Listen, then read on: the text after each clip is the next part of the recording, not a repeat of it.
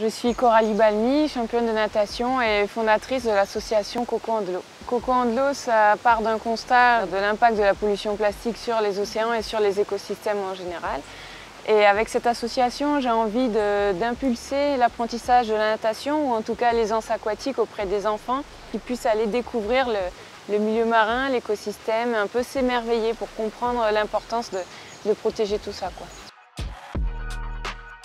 J'ai fondé l'association Coco en de l'eau qui s'adresse aux enfants des écoles élémentaires principalement. C'est pour impulser justement l'apprentissage de la natation, l'aisance aquatique et apporter une connaissance du milieu marin. Ça se traduit par des ateliers en piscine ou en mer, par des outils pédagogiques que je vais mettre à disposition des enseignants des écoles élémentaires. Donc ils pourront utiliser ces outils soit en piscine ou en mer ou en classe.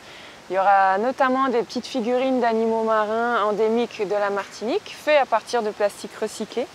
C'est à ça que vont servir les financements de la campagne. Et notamment, on va parler des animaux menacés et aussi comment un animal peut disparaître. Par exemple, avec l'espèce du lamantin. Le lamantin, on sait qu'il y en avait ici en Martinique, mais comment cette espèce a fait pour disparaître des eaux martiniquaises et pourquoi.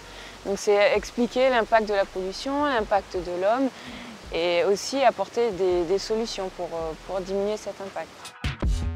J'aimerais remercier vraiment du fond du cœur tous les donateurs, tous ceux qui ont participé au succès de cette campagne de crowdfunding et qui permettent de pouvoir financer les premiers outils pédagogiques qui vont s'adresser aux premières classes ici en Martinique. J'ai décidé de me lancer dans un financement participatif parce que ça permet de créer déjà un réseau autour de la cause, autour des projets que porte l'association.